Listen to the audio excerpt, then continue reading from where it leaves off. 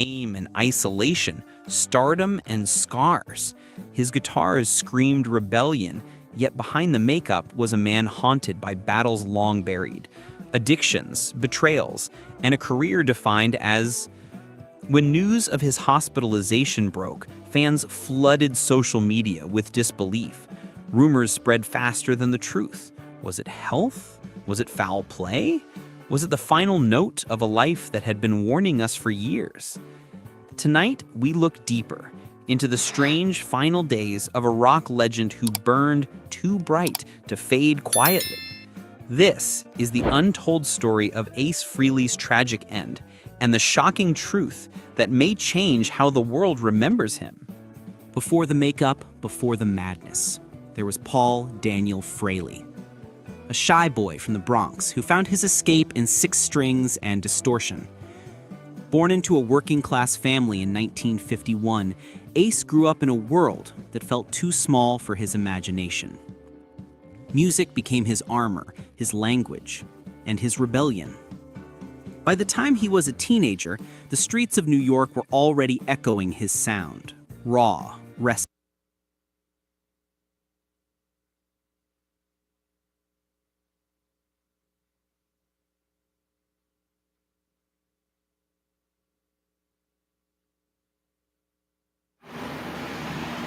All right, good morning, ladies and gentlemen. Friday.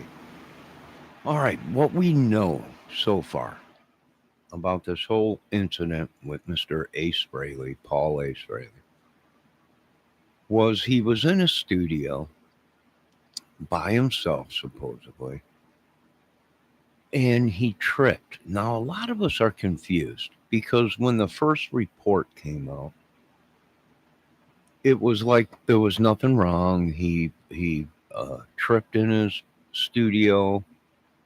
You didn't hear anything about him hitting his head. That he just fell in his studio, and he was taken to the hospital, and he was fine. You know, he was in the hospital, but that's not really what they're saying now. What they're saying now is he was in his studio, and he was unconscious for probably a couple hours from what they're saying. So someone came and checked on him, I guess. A couple hours went by and someone came to check on him in the studio and found him either on the floor or whatever. So time went by there, right? Maybe an hour, maybe 2 hours. Now whether he was breathing or not, we don't know. But here's the question, that a lot of people are asking: how did it go from, well, he just, a small fall in his studio, and he was taken to the doctors. He could not fly because of blood clots. Uh, so he canceled the show. But now we're finding out that he was found, supposedly, we're getting reports, in his studio, uh, and was taken to the hospital and put on life support right away. So something ain't adding up there, right? It don't make sense. But the fishy thing is was he? A lot of people are speculating, like this video we're watching. Was it something else? Did he get back into the yayo, or did he just fall and hit his head? But did he have cameras? I mean, we might be able to find out what's going on if he had security cameras in his studio. Now, was this studio in his house? Then there's a good chance there might be security cameras, and would be able to find out exactly what happened to Mr. Fraley. Uh, Very interesting because the story changed, right? It went to he was perfectly fine, um, and he just had to cancel a tour or one show of the tour, and then a little bit of time went by, and he canceled it all. But no mention of anything until just yesterday that, well, he was on life support and they pulled the plug. Well, how does someone go on life support in one day and then the family pulls the plug? I mean, that's kind of crazy, right? Because you don't know, he might pull out of it, right? So the whole story ain't adding up, really, kind of. But who really cares? I mean, we feel bad, uh, for the fans and his family and everything. Pretty crazy, if you ask me, how it just went to a small fall in the studio to he's on life support and then he's dead the next day. The family pulls the plug. Well, usually you have to be on life support for longer than a day uh, for the family to make a call that fast. So it must be what we're hearing now might be the truth, where he was already unconscious when they found him, took him to the hospital. It makes more sense. Well, they put him on life support, whatever. Well, if he was unconscious, yeah, now it makes sense. So, hello, John Paul. So it makes sense to me, you know, uh,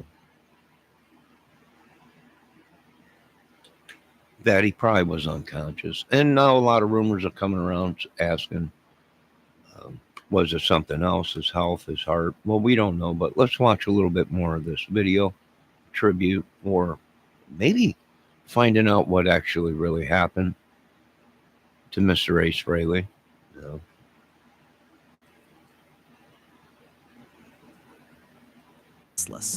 Untamed. When he joined a little-known band called Kiss in 1973, the world didn't know it was about to meet four masked gods of rock.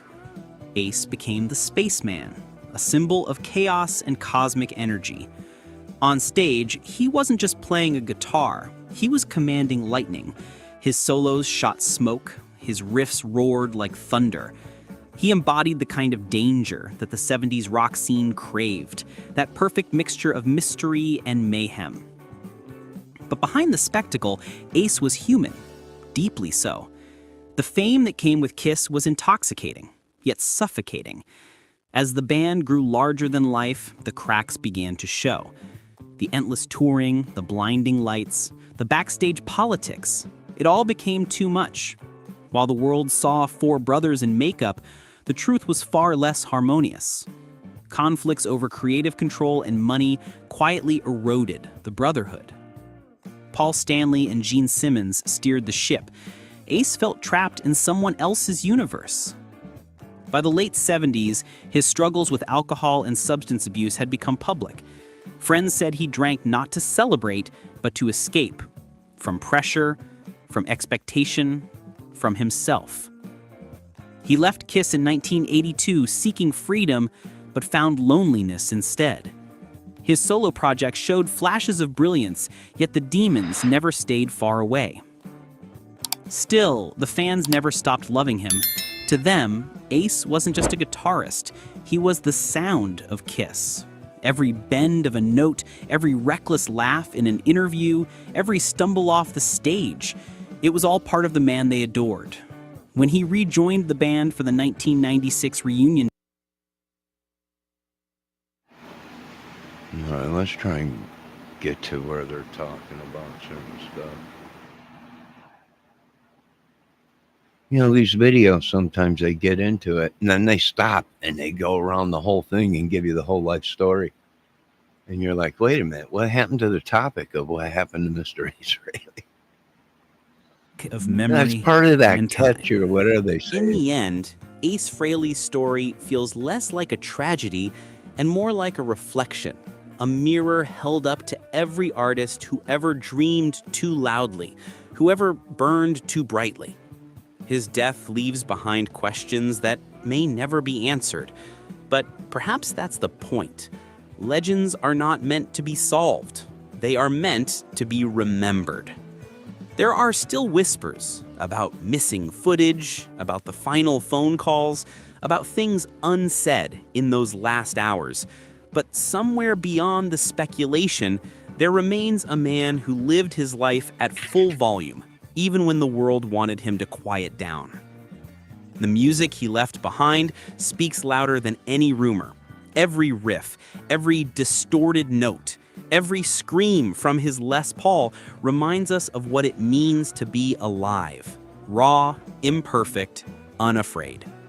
Ace's story teaches us that even in chaos, there can be beauty. Even in silence, there can be truth.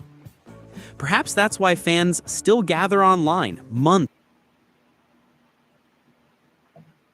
All right, like other videos beating around, but that's what it is. What do they call it? Clickbait or whatever. Who knows? Described an agonizing debate that lasted hours.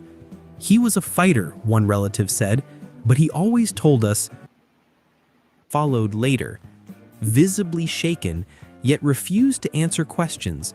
For fans who had followed Kiss's decades-long saga of unity and division, those silent visits felt like the closing of a circle. Brothers bound by fame, now facing the truth that even legends break. Outside, cameras flashed as if trying to capture fragments of a fading star. The world wanted answers, but none were coming. Official statements described Ace's condition as critical but stable, a phrase repeated for days, even as insiders hinted he was already gone in every way that mattered. Fans gathered outside the hospital, holding candles, guitars, and old posters.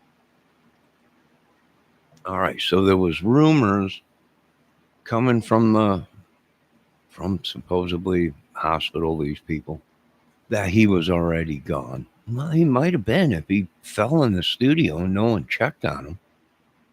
Right? He might have been working. Right? He might have the sign "Don't disturb,"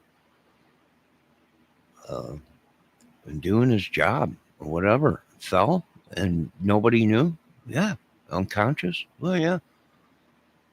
They put him on life support, trying to get him some air because maybe he was unconscious for a long time. They came back or whatever. Who knows? We don't know. But like I said, if Mr. Frahley had cameras in his studio, then there's a good chance they might be able to figure out exactly what happened.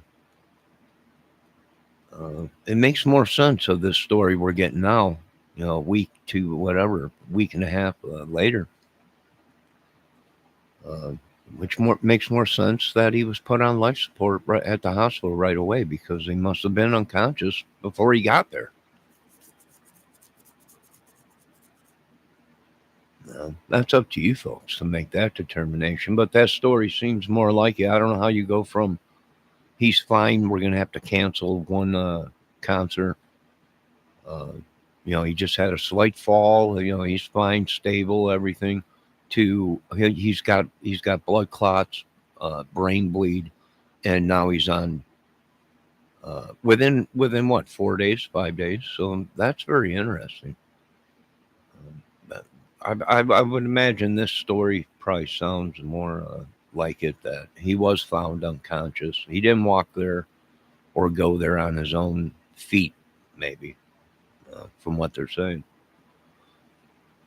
And put on life support because he came in unconscious. So maybe we don't know the truth. But I'm sure they'll find out some way. But that's the mysterious thing of Mr. Frahley.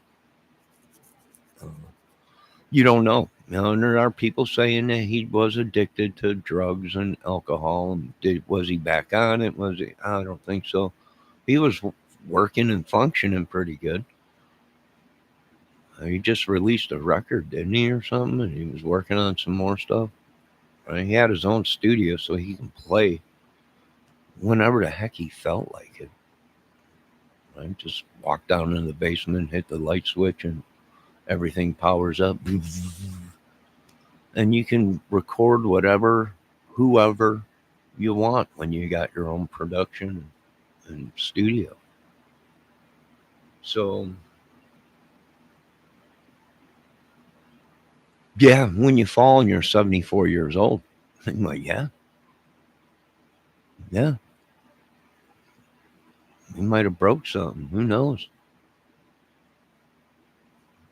I noticed the last couple interviews he did. I seen him walking. He seemed like he was swaying around, But at 74 years old and all the drugs and alcohol and vagina that he had, I'd probably be on cloud nine swaying around too.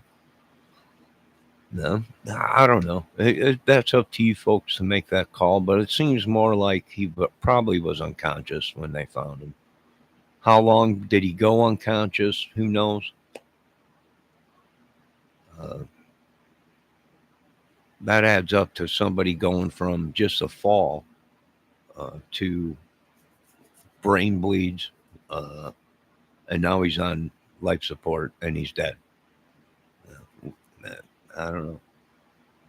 But you could, you folks have your own mind, and to all you folks out there, you can believe what you want to believe. And we live in a world today where everything is real. Like demons, goblins, goblins, witches, warlock, whatever. Who knows? Did they sacrifice them? I don't know. They sacrificed everyone, even if you're not rich. Just part of the numbers. Well, I don't know. I'm sure we'll get to the bottom of it, but then again, they might not. Leave it at what it is. Uh, and remember Mr. Ace Frahley for the great music and jokes. Uh, all glory goes to God. God rest his soul. And there'll only be one Ace, and you got a space with Ace, or he'd shock you. So that's what I'm talking about. It's just all come full circle. You folks have a great day, and we'll find out more eventually as this goes on. And my condolences to the family, and fans, and the band, and everything. But yeah, like Valdez said, 74 years old, you take a fall. Uh, that itself could be deadly, or break a hip or something, or leg or whatever. So yeah, we'll find out once they dial it all in and figure out what the heck exactly happened. But you will be missed, Mr. Paul Ace Frahley from Kiss.